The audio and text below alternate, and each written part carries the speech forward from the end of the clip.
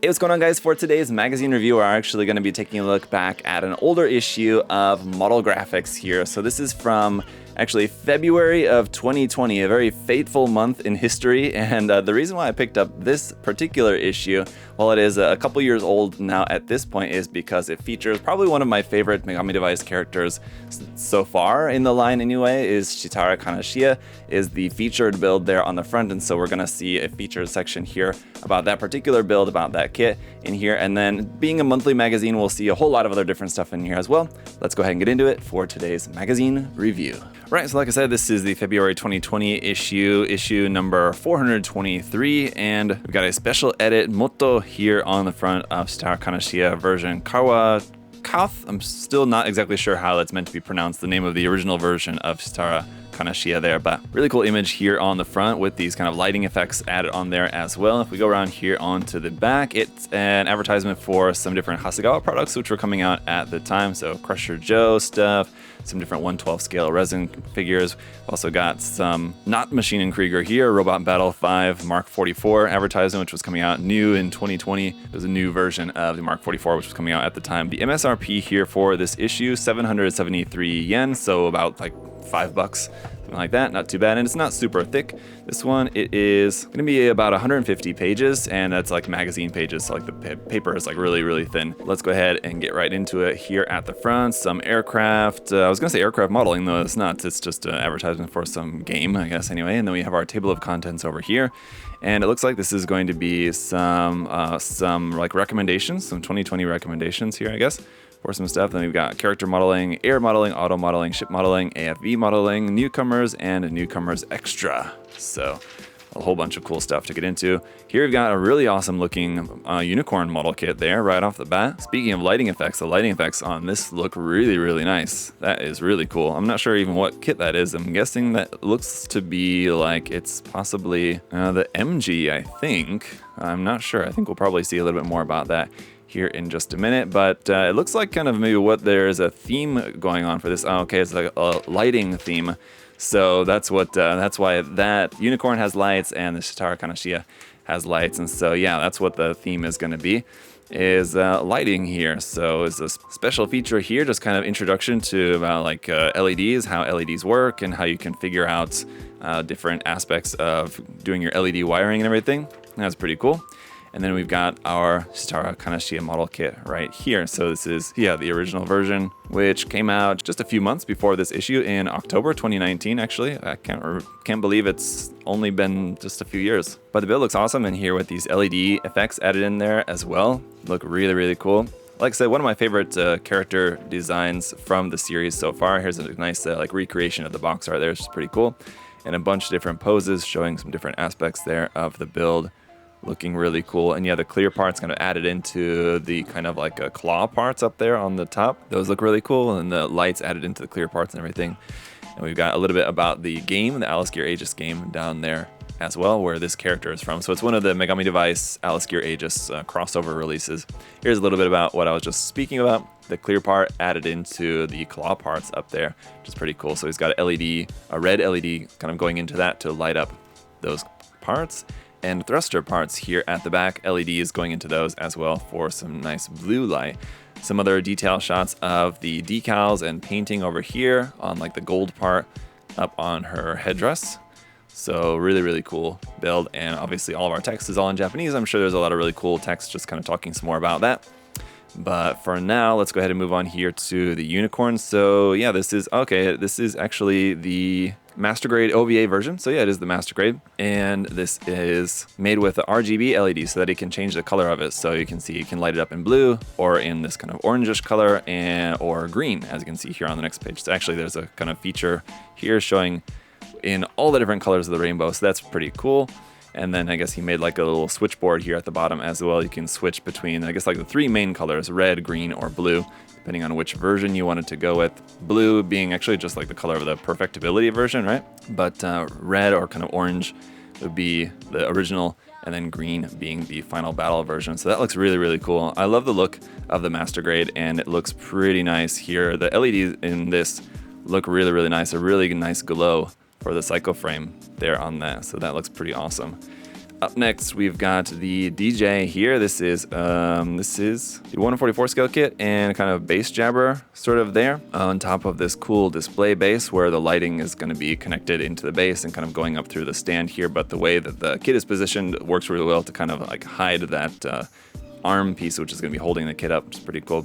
Just back to this here real quick on the unicorn, you can see how it looks like he remolded the psycho frame parts in clear. So just cast those and then remolded them in just a clear resin, it looks like. So that psycho frame parts are of course going to be all in that like clear pink color. So he just remolded them, recast them in clear. Anyway, the DJ looks really cool here with, it looks like maybe one light up there for like its mono eye and then some lights here on the bass jabber. Actually, it's not a bass jabber, is it? Is that what that's called? Is that the right word for that? Now I'm thinking, second guessing myself if that's a bass jabber. I believe so, right? It's a different version of the bass jabber, but the HGDJ, a really cool kit, looking pretty nice here with the lit up mono eye. It's a really nice build here for this one. Oh, actually, it looks like that is connected via like a flexible arm, so you can actually adjust the angle of it. So like for this particular photo, you can like adjust it to be turning this way. And again, to kind of like hide that arm or just kind of depending on how you want to photograph it. It's a cool idea to attach it onto like a flexible arm. And you can kind of move it around for kind of changing the pose or adjusting the pose depending on how you want to photograph the kit. That's really interesting. Very cool indeed. Oh, he's got lights going into the beam naginata here as well. Interestingly enough, that's pretty cool. And into the barrel of the beam rifle, it looks like. Awesome. Yeah, very interesting. Okay. We've also got a Star Trek model over here with a bunch of lights in that. So let's see if this is using probably fiber optics inside there. Usually if it's got a lot of lights, they'll just use like some fiber optic cables to kind of channel the light to a bunch of different spots.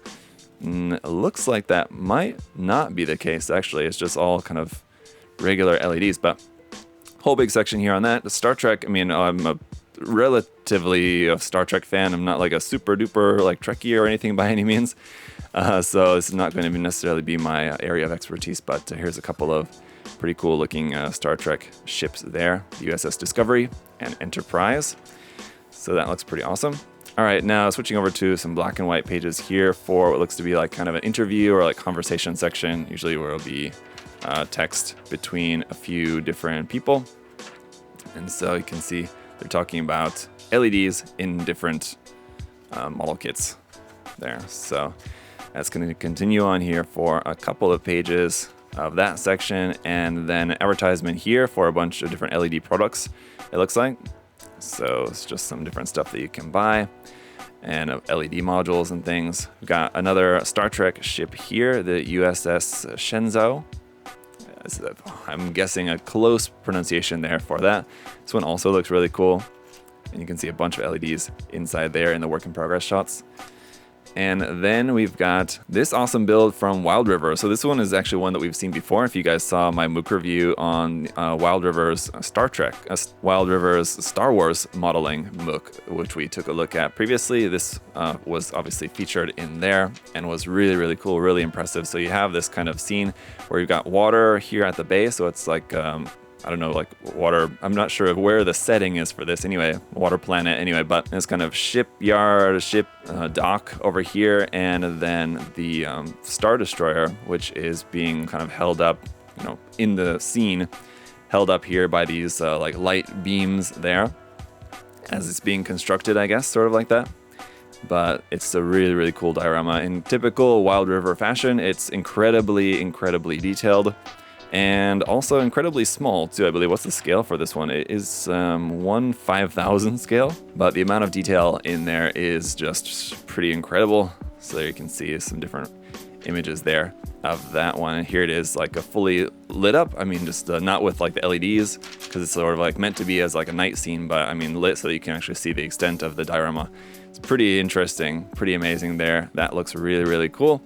It's cool to see it all lit up so you can actually just kind of see it without the lighting effects and everything. So that's awesome. All right, we've got the Model Graphix Suplex hold over here. So now I think we're going to be getting into some other different features about some new products and things that were coming out at the time. For example, Here's a little bit about a modeler's room here, kind of similar like we've seen in the Modeler's Room Guide? Anyway, something like that was another MOOC series, which we've taken a look at a couple issues of that, where we have like an illustration of the room and then a bunch of different images of this particular modeler's room here in this case. Next page, we have some Girls and Panzer kind of illustration work here, which is pretty interesting there. If you're a Girls and Panzer fan, that's pretty cool.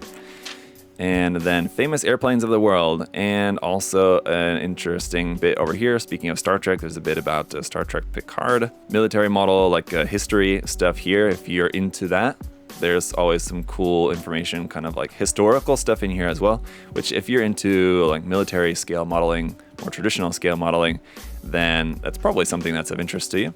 So there's some cool stuff there for that. Some GBWC stuff here. This is about the winners of the GBWC, and that would have been the 2019 winners, which was when I was there covering the event there. So you guys can check out those videos if you missed it. 2019 GBWC finals there. So I got to see all these works in person, which was pretty awesome. But yeah, there's the open course winner and the junior course winner. So it's cool stuff. The memories. So looking forward to hopefully going back again sometime in the future. But all right, so let's see. Got some other stuff there, aircraft modeling, and a let's try section. So a beginners section. This is another nice thing that you usually find included in these issues of Model Graphix is a kind of tutorial section here. So just kind of a little bit here, it looks like, about how to modify some of these Gunpla parts. It looks like how to modify some of these parts maybe for seam removal or something. Anyway, this is on the Neo Gundam, so the old, I think it came out in the 90s, 1992. Neo Gundam from F90 there, so kind of interesting choice for the model for that tutorial, but some interesting kind of little modeling tips there for that particular kit. We've got the P Bandai Mobile Suit second V here, awesome kit. Unfortunately a P Bandai kit, but it was a really cool kit. I love the design of the second V. So really nice featured build here of that P Bandai kit. It looks really good. There we got some more photos of it here on the next page with some of the different equipment and everything on it. That looks really cool. You can see some work in progress photos, just kind of showing a little bit of the modification to that as well there. So that looks pretty awesome. And another awesome kit here, the Full Armor Gundam 7th, as well as the Mudrock. So a couple of the later RX-78 variants, the 6th and the 7th. And this one is about the P Bandai HG kit here of this one. Fortunately, the Full Armor Gundam 7th is not a P Bandai kit, and it's one that's a little bit older of an HG, but one that I would definitely highly recommend to you guys. It's a really cool kit. The Mudrock, though, unfortunately was P Bandai, but was also a really cool kit. So anyway, a couple of really cool, very nice looking painted builds here of those two kits. The main feature is going to be on the Mudrock, but we do have quite a bit about the Full Armor Gundam 7th over here as well, which is really cool. Two designs that I really like a lot, so it's cool to see these included in there as well. Always kind of nice when, like I said, the reason why I got this issue was basically just for this, but it's always nice to see what other cool stuff is in here as well. Not quite so cool, the Zaku 2 FZ RE100 kits, or not, it's the RE100 kit, right? Yeah, as I've said many times before, not my favorite version of the Zaku 2, but for you FZ fans here, it's a really nice looking build of this. I like that the color is a little bit different kind of shade. It doesn't have this kind of yellow-green kind of shade, but he went for a more kind of traditional Zaku 2 color scheme of like a light minty green and kind of a dark, neutral kind of dark green there. So I like the changes to the color scheme here for this one. Definitely. Still never been a fan of the red cockpit hatch on the Zaku 2 FZ. One of the reasons why I don't really particularly care too much for the Zaku 2 FZ. That and like the big boxy body, the head, and it's kind of odd. Anyway, yeah, but it's a nice looking build there of that particular kit. All right, over here an advertisement for some more kind of special issues of Model Graphix. A lot of these actually we've taken a look at in past MOOC reviews, so feel free to check those out. Some more new kits out here. The Plx Jakum Maru Ru Maru, I think it looks like is the name for those. A couple of designs that I've seen, but I'm not really too familiar with. I've not built the kits or anything. They're not really to my style, but they do look pretty fun. I mean, they're really nicely modeled here for those.